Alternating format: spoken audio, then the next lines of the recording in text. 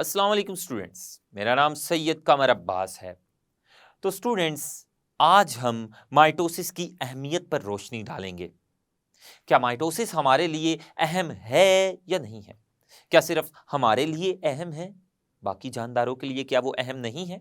अगर हमारे लिए और जानदारों के लिए अहम है, तो हमारी जिंदगी के कौन से अवामिल में माइटोसिस अपनी अहमियत का इजहार कर रही है? ये जानने के लिए हम ग्लास बोर्ड की जानिब चलते हैं। अस्सलाम वालेकुम मोअज़्ज़िज़ तलबा व तालिबात।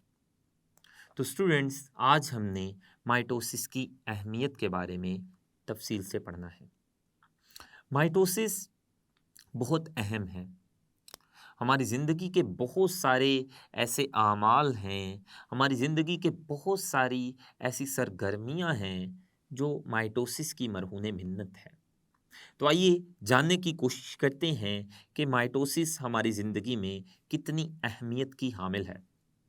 माइटोसिस माइटोसिस की सबसे बड़ी अहमियत ये है कि माइटोसिस के ज़रिए जो डॉटर सेल्स पैदा होते हैं, माइटोसिस के ज़रिए पेरेंट सेल से जो डॉटर सेल्स पैदा होते हैं, उन डॉटर सेल्स में मौजूद क्रोमोसोम्स कंपोजिशन और तादाद के लिहाज से बिल्कुल पेरेंट सेल जैसे होते हैं। यानी माइटोसिस की सबसे बड़ी अहमियत ये है कि वो क्रोमोसोम की मुकर्ररा तादाद के सेट को बरकरार रखती है डॉटर सेल्स में। तो माइटोसिस डॉटर सेल्स में क्रोमोसोम्स की जो तादाद है, मुकर्ररा तादाद का सेट है, उसको डॉटर सेल्स के अंदर कायम रखती है, बरकरार रखती है। उस तादाद का जो सेट है, क्रोमोसोम्स की एक ख़ास तादाद का जो सेट है डॉटर सेल्स के अंदर, उस सेट में कोई भी तब्दीली नहीं आने देती। ये माइटोसिस की सबसे बड़ी अहमियत है। तो माइटोसिस क्या करती है? माइटोसिस के नतीजे में एक सेल से जो 2 नए सेल्स पैदा होते हैं,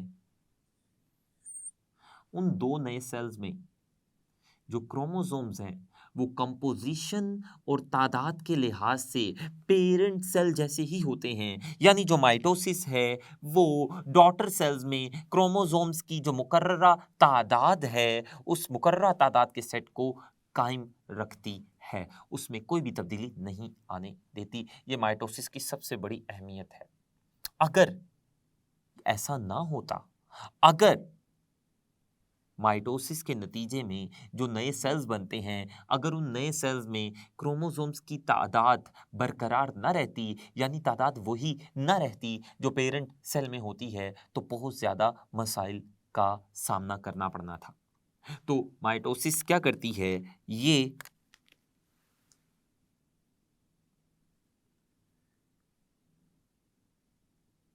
क्रोमोसोम्स की मुकर्ररा तादाद के सेट को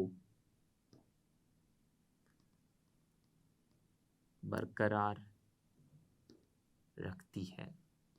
यानी मतलब क्या है? दूसरे अल्फाज में हम इस जुमले की वजाहत कैसे कर सकते हैं? वो ये है कि ये डॉटर सेल्स में ये डॉटर सेल्स में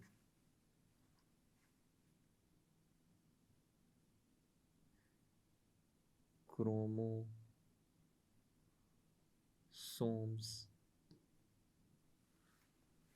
को कंपोजिशन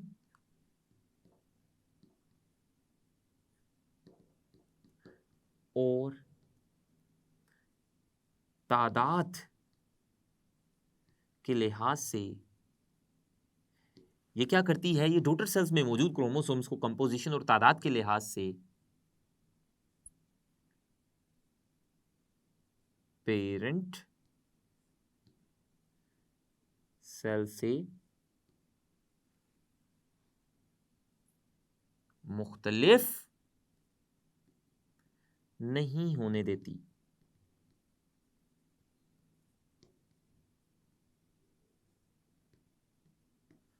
ये माइटोसिस की बात कर रहे हैं।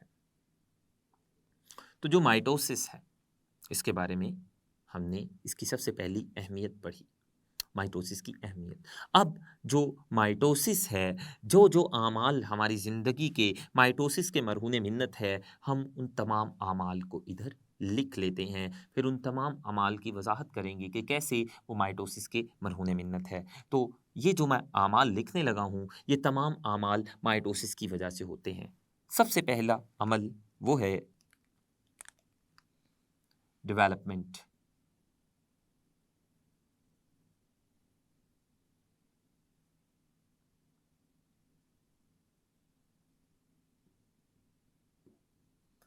डेवलपमेंट माइटोसिस की मरहून मिन्नत है। डेवलपमेंट क्या होती है, ये आगे हम जानने की कोशिश करते हैं। दूसरा नशोनुमा, तीसरा सेल्स की तब्दीली,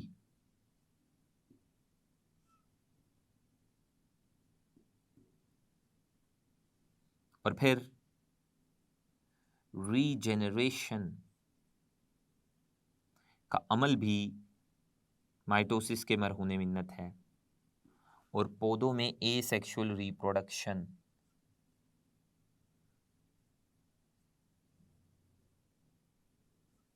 पौधों में एसेक्सुअल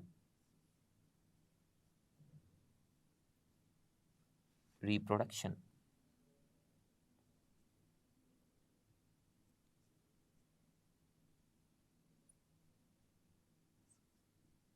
तमाम के तमाम आमाल माइटोसिस की मरहून मिन्नत है। तो आइए बारी बारी हम इन अमाल को देखते हैं कि अमाल माइटोसिस के जरिए कैसे सर अंजाम पाते हैं। तो सबसे पहले हम देखेंगे डेवलपमेंट को।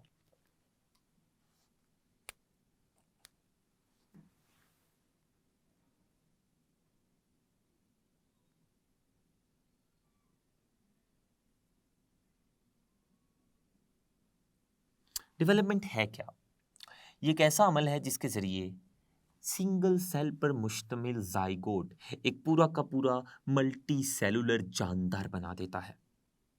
तो ये जो एक सिंगल जाइगोट से मल्टी सेलुलर जानदार बनने का अमल है, इस अमल को डेवलपमेंट कहते हैं। और ये अमल भी माइटोसिस की वजह से ही होता है, क्योंकि एक मल्टी सेलुलर जानदार तब ही बनता है जब जाइगोट, जो कि एक सिंगल सेल है, वो तकसीम होकर दो सेल बनाएगा, दो सेल से चार सेल्स बनेंगे, चार सेल तकसीम होकर आठ सेल्स बनाएंगे, आठ से 16, 32, 64, इस तरह सेल्स की तादाद बढ़ती जाएगी। और वो सेल्स बढ़कर एक दूसरे के साथ तरतीब पाकर वो एक पूरा मल्टी सेलुलर जानदार उसका जिस्म बना देंगे। इस अमल को डेवलपमेंट कहते हैं। और ये भी माइटोसिस की वजह से होता है, क्योंकि अगर वो जाइगोट डिवाइड नहीं, तकसीम नहीं होता माइटोसिस के जरिए, वो अगर नए सेल नहीं बनाता, तो मुमकिन ही नहीं है कि उस जाइगोट से एक मल्टी सेलुलर जानदार बन जाए। तो डेवलपमेंट का मतलब क्या है? एक सिंगल जाइगोट से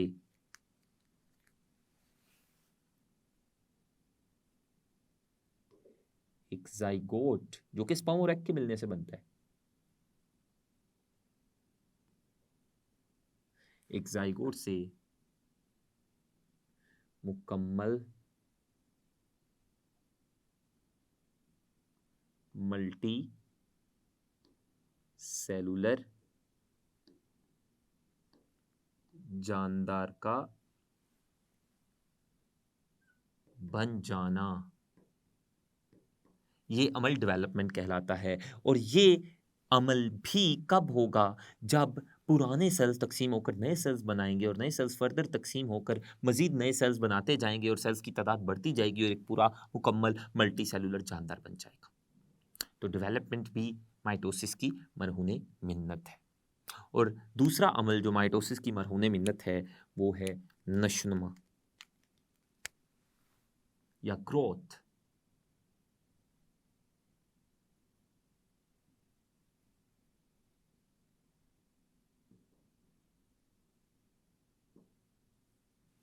नशोनुमा या ग्रोथ का क्या मतलब है? नशोनुमा या ग्रोथ का मतलब है इंसान या किसी भी जानदार के जिस्म में होने वाला इजाफा। जानदारों के इजसाम में तब ही इजाफा होता है जब उनके जिस्म में नए सेल्स बनते हैं और सेल्स की तादाद बढ़ती है। जैसे जैसे जिस्म में सेल्स की तादाद बढ़ती जाती है, तो जिस्म का साइज भी बढ़ता जाता है, जिसको नशोनुमा या ग्रोथ कहते हैं। और जिस्म में सेल्स की तादाद बढ़ती है माइटोसिस के जरिए। अगर सेल्स तकसीम होकर नए सेल्स पैदा नहीं करेंगे तो सेल्स की तादाद नहीं बढ़ेगी और ग्रोथ या नशोनुमा नहीं होगी। तो नशोनुमा या ग्रोथ का जो अमल है ये भी माइटोसिस के मरहूने मिन्नत है। ये अमल तब होता है जब जिस्म में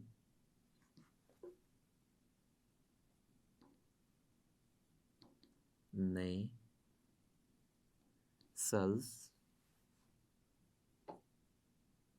पैदा होते हैं।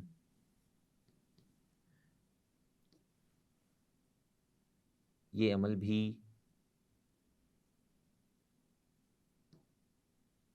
माइटोसिस के मरहूने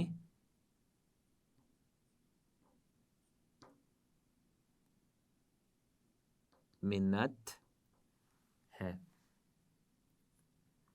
तीसरा अमल जो माइटोसिस की वजह से होता है वो है सेल्स में तब्दीली।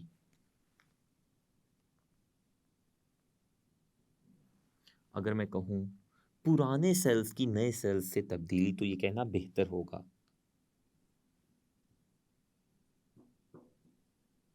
सेल्स की तब्दीली, हमारे जिस्म में जो पुराने सेल्स हैं वो नए सेल्स से तब्दील होते रहते हैं। जैसा कि जिल्द जिल्द से हर वक्त सेल्स उतरते रहते हैं। आपकी जो जिल्द है इससे पुराने सेल्स फटते हैं, मर जाते हैं और उतर जाते हैं।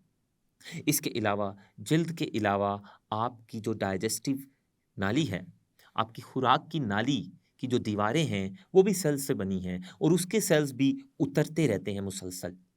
तो जिस्म के ये जो हिस्से हैं जहाँ से सेल्स उतरते रहते हैं, अगर यहाँ से सेल्स उतरते ही जाएं और इन हिस्सों में नए सेल्स ना बने तो ये जिस्म के हिस्से बिल्कुल ख़त्म हो जाएंगे। लेकिन जिल्द से जो सेल्स उतरते हैं उन उतरते हुए पुराने सेल्स की जगह जिल्द में उनकी जगह नए सेल्स पैदा हो जाते हैं माइटोसिस के ज़रिए। और वो नए सेल्स बिल्कुल पुराने सेल्स जैसे होते हैं जो कि जिस्म से उतर जाते हैं। वो इसलिए क्योंकि नए सेल्स जो माइटोसिस के ज़रिए पैदा होते हैं वो बिल्कुल पुराने सेल्स जैसे होते हैं। तो माइटोसिस के ज़रिए जिस्म में सेल्स की तब्दीली होती है, पुराने सेल्स की जगह नए सेल्स ले लेते हैं। तो सेल्स की तब्दीली माइटोसिस के ज़रिए होती है।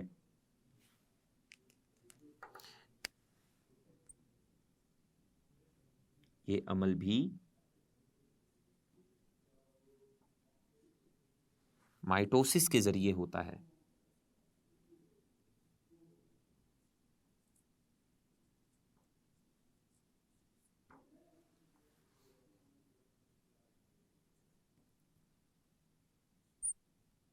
जिस्म के बहुत सारे हिस्से जैसा कि जिल्द और खुराक की नाली या डाइजेस्टिव नाली भी उसे कहते हैं, से सेल्स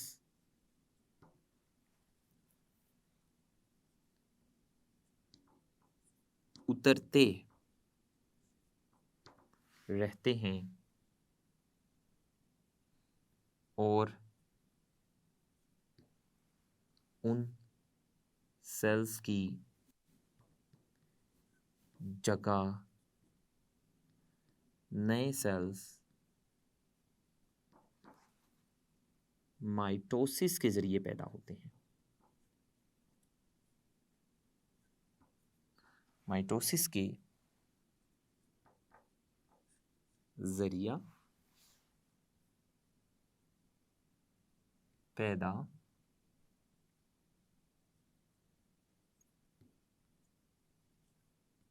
होते हैं। इसके अलावा जो रेड ब्लड सेल्स हैं, जो हमारे जिस्म के लिए बहुत ही ज़रूरी सेल्स हैं, ये सेल्स इनकी जो औसत उम्र है वो है 4 माह या 120 दिन। तो रेड ब्लड सेल्स जिनकी औसत उम्र 120 दिन है, यानी 120 दिन के बाद वो मर जाते हैं। तो अगर नए रेड ब्लड सेल्स हमारे जिस्म में पैदा नहीं होंगे और पुराने वाले मरते रहेंगे तो हमारा जिंदा रहना मुमकिन नहीं रहेगा।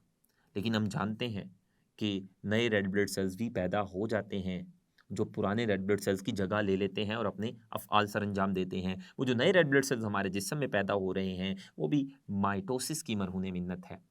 तो आपने ये बात याद रखना है, जो पुराने रेड ब्लड सेल्स हैं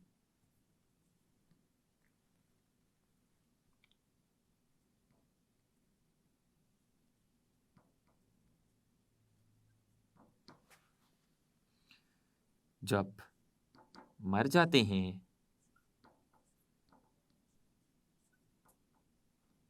तो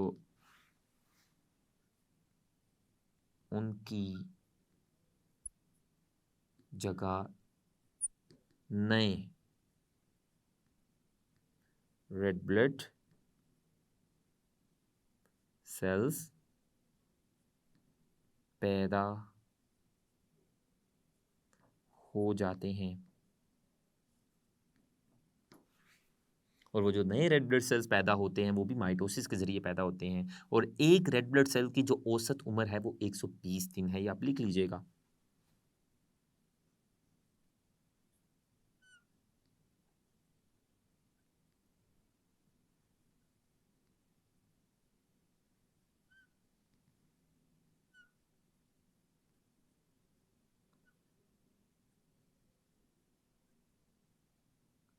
एक सौ 20 दिन या 4 माह, ये आपसे एमसीक्यू पूछा जा सकता है। एक और अमल जो माइटोसिस की मरहून मिन्नत है वो है रीजेनरेशन का अमल।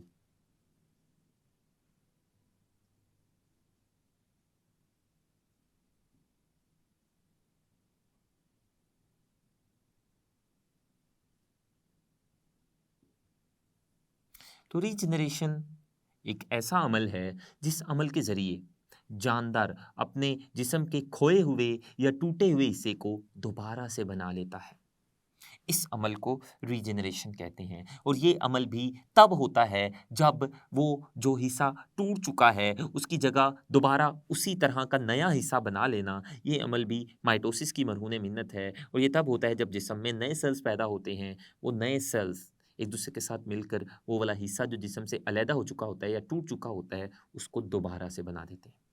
तो रीजेनरेशन ये एक ऐसा अमल है जिसमें ऐसा अमल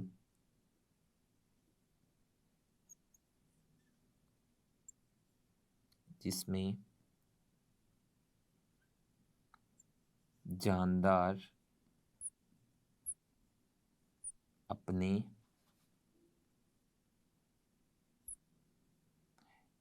जिस्म के हिस्सों को दोबारा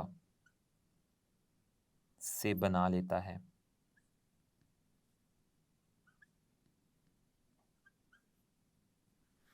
और ये अमल भी माइटोसिस की मरहून मिन्नत है। आप इसकी एक मिसाल ले सकते हैं जो स्टारफिश है। स्टारफिश का अगर बाजू काट दिया जाए तो स्टारफिश अपना बाजू दोबारा से बना लेती है। इस अमल को रीजनरेशन कहते हैं और ये स्टारफिश माइटोसिस की वजह से ही करने में कामयाब होती है। स्टारफिश, इसकी मिसाल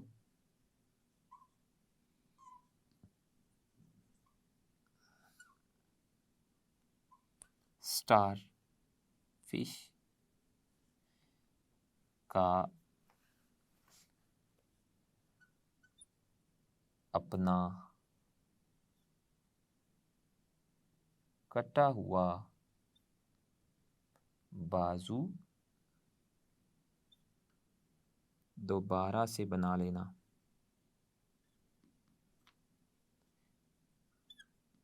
है। और ये भी स्टारफिश अपना कटा हुआ बाजू दोबारा से बनाने की काबिल इसलिए होती है क्योंकि इसमें माइटोसिस होती है जिसके ज़रिए नए सेल्स पैदा होते हैं और वो नए सेल्स उसका कटा हुआ बाजू दोबारा से बना लेते हैं। तो ये हमने रीजनरेशन में माइटोसिस की अहमियत पढ़ी। एक पॉइंट हमारा रह गया है, पौधों में एसेक्सुअल रिप्रोडक्शन भी माइटोसिस की वजह से होती है। इसकी तफसील हम आने वाले लेक्चर में पढ़ेंगे। तो आज हमने माइटोसिस की अहमियत पर रोशनी डाली। माइटोसिस हमारी ज़िंदगियों में कितनी अहम है, माइटोसिस तमाम जानदारों की ज़िंदगियों में क्या किरदार अदा कर रही है, ये आज हमने जाना। कुछ पहलू माइटोसिस की अहमियत के रह गए हैं, वो इंशाल्लाह कल के लेक्चर में। तब तक के लिए अल्लाह हाफिज़।